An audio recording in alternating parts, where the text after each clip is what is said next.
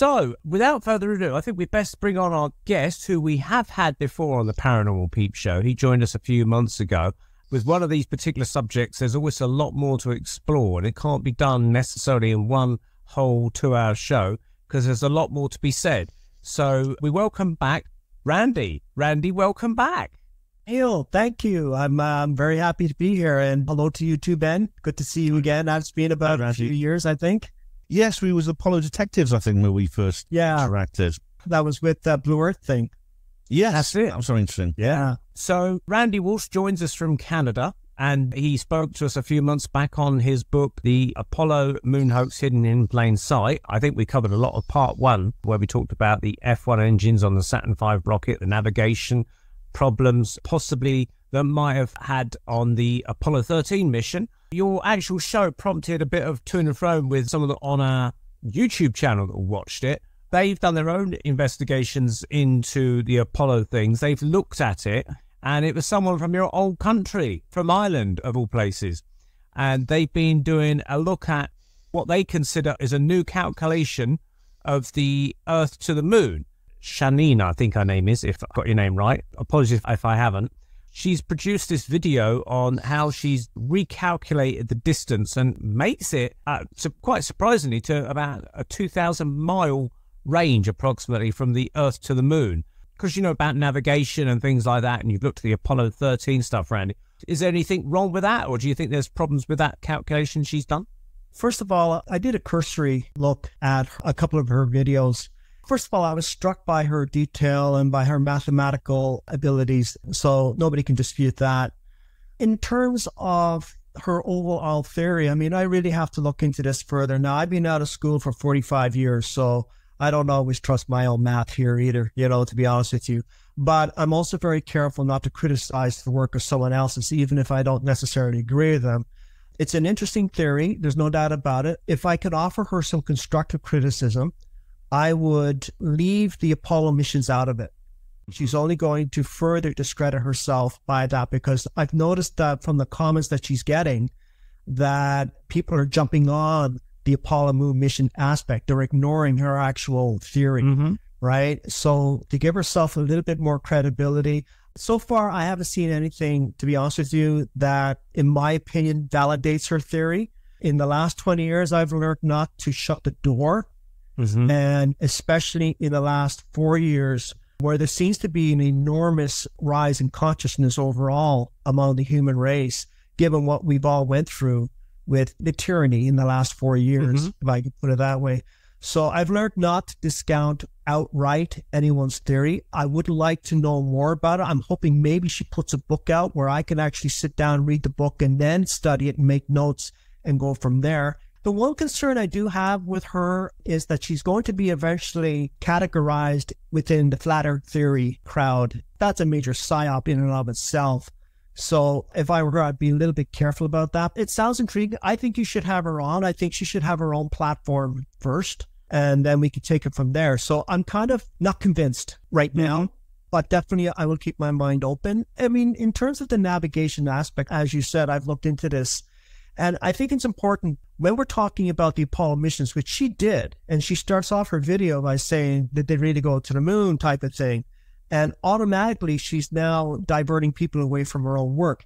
I like to debate and discuss that the Apollo missions were faked, and I like to prove it within the official framework, because that's how you actually convince people. It's not about winning people over. It's just getting them to look at this themselves and say, well, the moon is 250,000 miles away. Here is the method that they used to get there. And I think I successfully made a very good case that with technology 50 years ago, let alone today, it's just impossible to do it within the official framework. So that's kind of the angle I like to work from.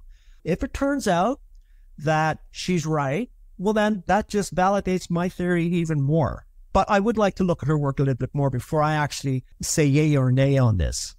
Yeah, that sounds a fair assessment, to be honest. The other interesting thing is that I'm not absolutely sure how they calculated originally the distance of the Earth to the moon, and then they got it wrong and they had to recalculate. They got it wrong by a few thousand miles or something. So I think at the time of Kubrick's film, where The Shining, they had room 238, which a lot of people allude to of being the distance of the Earth to the Moon, 238,000 miles. And it was around about that time that everyone agreed or thought it was 238,000 miles.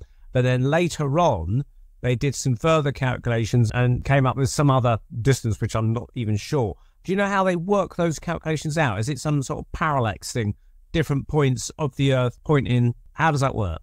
Let's face it, they had pretty good mathematical capabilities going back hundreds of years, even thousands of years, even going back hundreds of years. They were getting very precise. I mean, Isaac Newton, for example, he was very, not exactly on, but they had some mathematical ability. They had techniques that they used, basic old math, trigonometry, geometry, to figure out a rough estimate of the moon. But now we're talking about today. And as you said earlier, there is being different distances. And that actually is something I mentioned in, I think in my first book, I mentioned that. And when it comes down to navigating from here to the moon, now whether it's a manned mission or an unmanned mission, you would think that they would be precise right down to the last inch. I haven't seen a lot of evidence of that, even with today's technology, right? Also, the moon is closer at some points as further away. So you need to be precise. You need to have that actual distance in real time. So my answer to you is that, well, they can't figure it out, and they're supposed to have, the high IQ and the mathematics and the supercomputers to do it. I certainly wouldn't know how to. But what I do know is that they're not as precise as they let on. And now, if they're not as precise as they let on, that raises another question, because if you're going to navigate 250,000 miles, you need to be precise. There is no margin for error, especially when it comes from manned missions, given the limited propellant that they have on board, because they'd have to be constantly making corrections. And we all know that every effort was made, and I'm, again, speaking within the official version, every effort was made to keep weight down as much as possible. That also included propellant. If you were to fly an airplane like that, you'd kill a lot of passengers. And supposedly they got more accurate readings now, so they claim they landed the laser reflectors there with the first mission by putting laser reflectors, and presumably the idea is that they would send a signal back to Earth and they could measure the distance very accurately back in 1969. And yet, in 1980 or 81, whenever the Kubrick film came out, they were saying the Earth was 238,000 miles from the moon. And you would think that if they've got these lasers, they would be able to work out the distance with the lasers back in 69. So we should have had it accurately back in 69 from the word go, I would have thought. Well, I think you just answered your own question, you would think, right? Yeah. And that's exactly right. And the other thing is that for those out there that don't realize this, both the Soviets at the time, the Soviet Union, and the Americans were bouncing lasers off the moon as early as 1961, 62. And they were getting fairly good results and some good accuracy as well. So the argument that the Apollo missions happened because they put laser reflectors on the moon is really a fallacy. It just doesn't hold up, because the areas that they target those lasers happen to be the areas on the moon where they're most reflective. And that just happens to be the areas where they landed all 6 missions, supposedly landed all 6 missions. And what amazes me is that these geologists and work for established institutions haven't really figured this part out yet. And yet we as lay people have. So, again, this is in the book for people who are really interested in diving into it. And the other thing also with laser reflectors is that they can be easily placed there by unmanned missions, which the Soviets have done, and so have the Americans. So it's just another fallacy for me.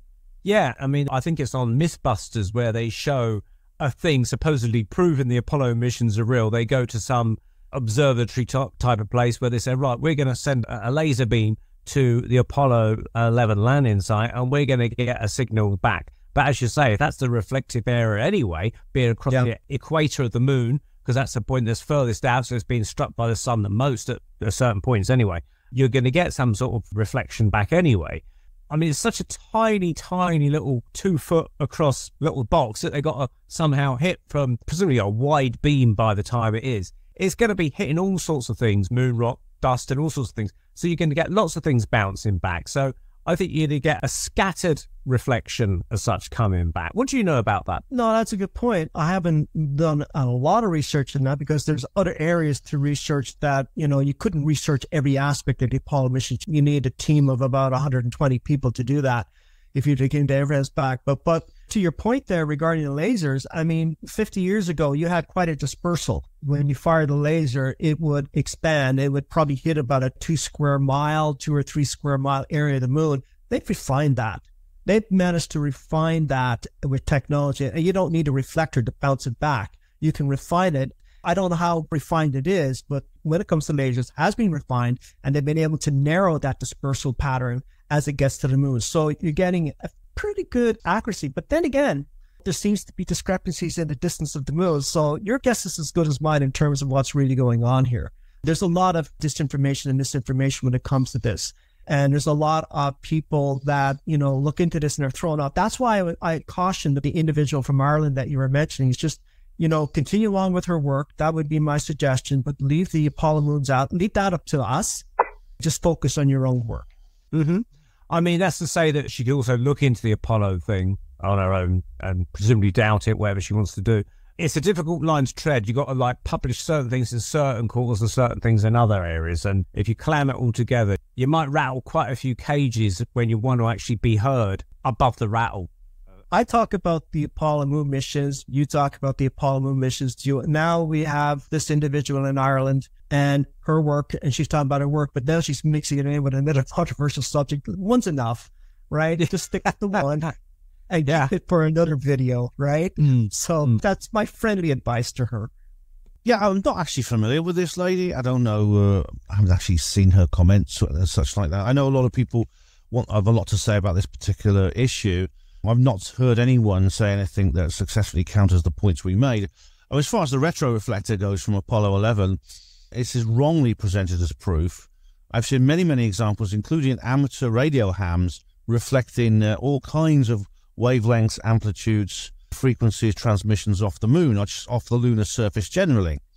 Indeed, one guy showed off how he used his shortwave radio to get a radio echo off the moon, and it's really he actually could work out just basically on the time it took for the signal to go there and come back exactly how far away the moon was.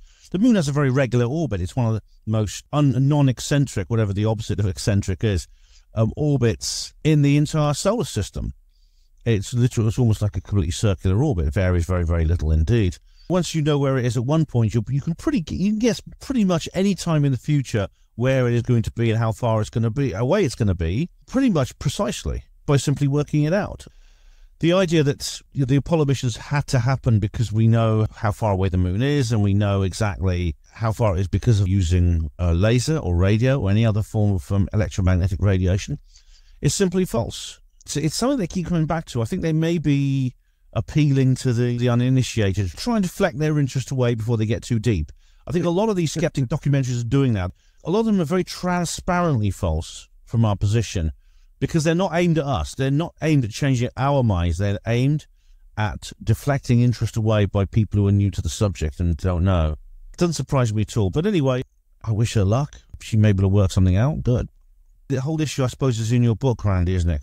Yeah, just wanted to expand on the point you made there. And I'm not saying that this is my theory, but there has been some video footage of the moon that has come out in the last few years. These are, of course, I would say unofficial sources, but nonetheless, they're putting their credibility in the line. And there seems to be some anomaly when it comes to looking at the surface of the moon. People are seeing things that shouldn't be there, considering that it doesn't have an atmosphere. And they've even gone as far as to say, is there some kind of a barrier? Now, whether that barrier is from advanced technology, we don't know. Is that a barrier that's just, a natural phenomenon? That also could affect lasers, and it could affect in terms of getting proper distances. But it is another intriguing field to take into consideration because there seems to be a lot of new information in terms of challenging the consensus reality. What exactly do you mean by a barrier? I was actually on a phone-in show last week and an interview. It was live, and we had a phone-in call session. And this individual had called in, and he asked me, was I aware that there seems to be some kind of vertical line that goes across their camera. Now, whether that's a video camera anomaly or atmospheric anomaly, it could be any number of things, but they seem to have ruled a lot of that out. And so it comes back to, is there some kind of barrier between here and the moon? Now, this barrier would obviously be somewhat transparent, right? It's not like a physical barrier. So they're getting into some very deep rabbit holes here. And I admit this is a deep rabbit hole, not one that I really want to go into in terms of in-depth study, at least right now.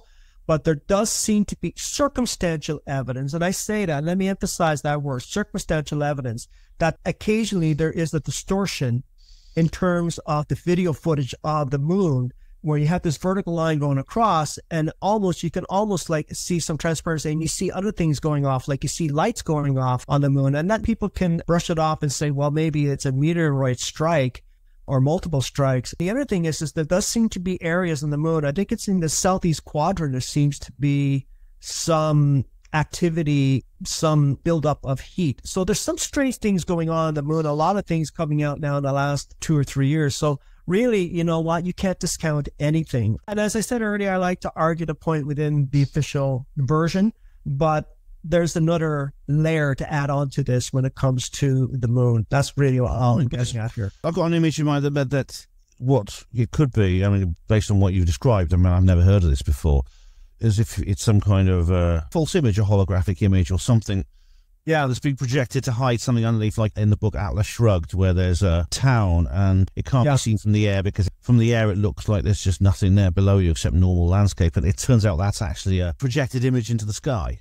Yes, and it could very well be a natural phenomenon, right? But it's just interesting that it's only been noticed now, more so, I would say, last 10 years. I mean, that's intriguing in and of itself, given that technology, when it comes to photographic video technology, is a lot more advanced than it's ever been. So maybe the camera's picking up something, maybe it's just a natural phenomenon, I don't know. But that's not what I'm reporting.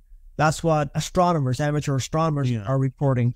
Obviously, the moon has the dark side of the moon, or the far side, to give it its proper name, which always faces away from the Earth, which is invisible. It's actually one of the few places in the entire universe which is completely invisible from the Earth's surface, apart for a reason other than sheer distance. Of course, it's right next door to us, so it's our closest neighbour. And in fact, there's two people I can name, Carl Wolf and Donna Hare, who actually worked for NASA processing photographs, and they both report that NASA were taking pictures of artificial objects on that particular area away from the moon. They were built quite openly on the surface, which they could do so because no one could see it from the Earth's surface. And NASA were basically touching them up. They were getting artists with paintbrushes to touch up the photographs for publishing them. I mean, I don't know if that's true, but both these people reported it. And so I wonder if it could be that there is something on the side facing the Earth, which of course would be spotted immediately if it were just there.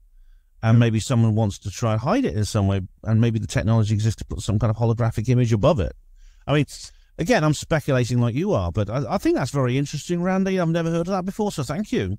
Yeah, and I do want to emphasize, and I'm glad you said that, and I just want to emphasize that, of course, we are speculating. I don't need all the physicists or the engineers like Steve jumping in and saying, you don't know what you're talking about, prove the math. No, I'm not a physicist or a scientist, so I'm just speculating there, Steve. Take it easy, right? Now, I have read this, and I'll finish on this point when it comes to the subject, but I have read in numerous books, and I don't have a source for those books, but I have read over the years, actual physicists talking about the moon in terms of its size. And for its size and its mass, it shouldn't be in the orbit it's in around Earth. I have read that. That's not me saying that out there. That's what I have read. And I don't have a source for that, so don't come at me, but that is what I have read. And it's interesting because there may be some circumstantial evidence or intriguing evidence to back that up, or at least to give it a little bit of a validity, in the sense that when NASA crashed some, dead rockets into the surface of the moon, I mean, they've come back and actually used the phrase, it rang like a bell for an hour. That kind of gives it a little bit of validity. Definitely. I mean, I'm interested that the density of the moon is very low considering its geology, which is not unlike the Earth, but its density is actually very low, indicating that there may... It's either the subsurface geology is very different, which is unlikely, or there are large cavities within the moon, caves and other spaces. These could be either natural, or they may form naturally, or they may be artificial. Of course, there are natural caves under the Earth as well. Some people say, well, are they artificial? Are they built by a non-human intelligence, or maybe a very advanced human intelligence in the distant past or something like that? Though we don't know, because no one knows what they are. No one's ever been there. Speculation is good, and I've speculated in my books. And I speculated in my recent book, which I'll talk about after, just put out a third book. Speculation is okay, but don't come out and say this and this and this unless you can actually prove it. Now, I can't prove what I just said in terms of the moon and the anomalies on the moon. How do you look into something? Well, you talk about it, and then maybe you speculate, and you come up with speculate about it, and then you come up with a hypothesis, right? And then it leads to a theory, you know, and then you go from there. So that's basically all I'm doing is that nothing can be discounted when it comes to the Earth and Moon, and especially our own history, which I do think a lot of is being falsified. Another area for another day, folks, but yeah. So, yeah, because I was just thinking, as you're talking about Inside the Moon, the Jules Verne film story, First Men in the Moon, where there's a film version of it where these two Victorian travellers, I think in the film they had a lady with them, but I don't know whether they wrote that in for the film of the 60s. Lionel Jeffries, I think, was the actor who was the scientist inventor. And they devised this anti-gravity paint or something. They painted it on the side of their ship, and it allowed them to float upwards out of the rain. They called it. Yeah. It reminds me of that film They Live, about the yes, the aliens disguised as humans. You put special sunglasses on, you can see them. Yeah. Now, in your second book, Randy, The Apollo Moon Hoax Hidden in Plain Sight Part 2, you talk about the founders of JPL, Jet Propulsion Laboratory. For those that don't know what JPL is, lots of space fans would definitely know what JPL is. But for those that don't, do you want to explain a bit about who JPL was, how they came about, and why you spoke about them in your book? Sure. When I was looking into researching book 2, I came across, just by accident, several books on Jack Parsons. And Jack Parsons, for those of you who don't know, was an up-and-coming scientist back in the 1920s, 30s, and 40s. Now, there's a lot of information to Jack Parsons that we can talk about. But what really struck me with Jack Parsons is that, and before I get into that, for all of you who don't know, Jack Parsons' theories to this day were used in the Apollo missions in terms of whatever they got out of those missions. I mean, they never went to the moon, but they did get something out of the Saturn V rocket and, of course, the space shuttle. And Jack Parsons' theories really are prevalent within the space shuttle technology more in terms of the solid fuel boosters that the space shuttle used. It's really difficult to know where to start with him. So let me just give a little bit of history for Jack Parsons. For those of you who don't know, Jack Parsons, he actually had created, along with two other individuals at that time, two other scientists, the Jet Propulsion Laboratory, JPL. They named the Jet Propulsion Laboratory in part after Jack Parsons, since he thought of the idea. But as Marcus Allen kind of wondered, and I thought it was a very good point on his part, is it actually Jack Parsons' laboratory, but they changed it to Jet Propulsion Laboratory, right? And what makes Jack Parsons very interesting is there's a few layers to him. Number one, Jack Parsons had no formal education. He had nothing beyond grade 12 or high school. He had no university level education. And with that, he managed to develop theories that, as I just mentioned earlier, are still in use to this day by NASA. He literally, one day, at about 18 or 19 years old, he read a paper back then, and I think it was 1930, 31. He read an article in the newspaper about rocket science, which was unheard of at that time. Rocket science was for Hollywood. It was out of the domain of the military. They weren't interested in it at that time. It was, it was a cartoon. It was entertainment. But he read an article that was actually published by a professor at the California Institute of Technology, Caltech. He literally walked in. Just one day, this 19, 20-year-old walked into Caltech, searched down the professor, and told the professor he was really intrigued with his work. And the professor, of course, was busy with other work, but he was really intrigued with Jack Parsons at that time and his knowledge. And long story short, he sent them on to somebody else. And now, another long story short, Jack Parsons not only became a frequent visitor or guest, shall I say, at Caltech, he became a faculty member. And that's without any higher education. He was given his own lab to do his own experiments. And of course, the experiments got limited explosions, so they had to move that offsite. And they funded his whole research in a desert and funded his lab there and gave him an entourage. And this is a man who basically walked in off the street, literally, right? Literally. And within a few years, he's not only a member of the faculty of Caltech, he has negotiations going on with the U.S. military to develop propulsion systems for their weapons because World War II is coming up, right? But here's the other thing that I think makes it even more intriguing.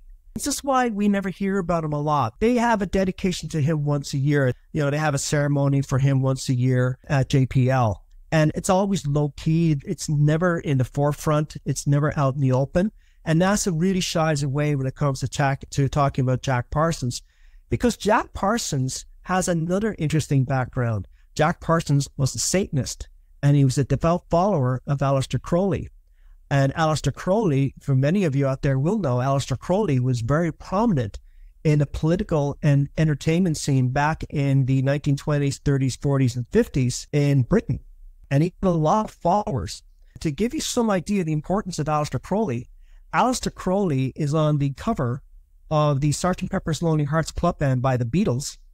And he's also, I believe, that the guitarist for Led Zeppelin, I think he owns one of the houses or one of the mansions that Aleister Crowley. Yeah. So very interesting. This is how I portrayed him in the book. He's a rocket scientist by day and an occultist by night. And that eventually led to his two worlds colliding, and it came to his demise. But there's some other interesting aspects to Jack Parsons that people don't know about.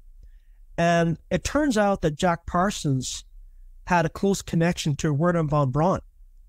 And this was in the 1930s, before World War II. And I want to emphasize that point, before World War II. So now you have a scientist connected to Caltech and also to the FBI, because the FBI had run security checks on him because he's now involved in military weaponry. So he was involved in that. And then we find out that he's an occultist. There's lots of letters written between him and Aleister Crowley. They never physically met, but they had a close correspondence. But he did meet Ron L. Hubbard, who went on to create the Church of Scientology. And we all know about the Church of Scientology and its influence with actors like Tom Hanks and Tom Cruise, and its influence in Hollywood and in politics. So that's the other side of Jack Parsons. And this explains in part why NASA is very shy about putting him out in front, when if it wasn't for Jack Parsons, you wouldn't have a space shuttle program. And a crucial point that I want to make is Jack Parsons was constantly under the surveillance of the FBI. So what does that tell you? Well, if he's constantly under the surveillance of the FBI, then how is it that the FBI either didn't know or knew and were covering up the fact that he had a correspondence, not through letters, but through phone conversations with Werner Von Braun, not only before World War II, during World War II, and after World War II? One has to ask, what was that about? There's a lot more to Jack Parsons than we haven't been told. There's a lot more going on here. Very intriguing. And I only wrote one chapter. If I was to do that justice, it would be a whole book or maybe two. That's how intriguing a rabbit hole this is when it comes to talking about Jack Parsons. I suspect with the fact that he was in communication with Werner Von Braun, and again, for listeners that don't know or viewers that don't know who Werner Von Braun is, he was the inventor of the war machines against Britain, which was the V1 and V2 rockets, basically that launched the Blitz against the Brits in World War II. So these rockets would fire off from Germany and basically crash over London or surrounding counties, some far afield as Birmingham as well. And after World War II was over, he, along with many other German scientists, were taken under a scheme operated by the US called Operation Paperclip, which was to bring in these German World War II scientists into the United States. They weren't tried as war criminals. They were kind of basically brushed that aside because they were too valuable to shut up in prison all day or even, shoot or whatever they would have done with these people. They actually harnessed what they could from them. And so Werner Von Braun was used basically to help set up NASA and went on to design the Saturn V rocket, which allegedly took people to the moon. And so his involvement with Jack Parsons pre-war and during the war, it must have been that the FBI must have learned a hell of a lot about Werner Von Braun through Jack Parsons, either surreptitiously or they just interrogated him. Who's this guy you're talking to? Tell us all about him. And they must have seen a lot of information. And presumably from that point on, they must have targeted Werner von Braun as a person of interest to utilize at some point in the future, whenever that point of the war came. They definitely wanted him alive to bring in, I think.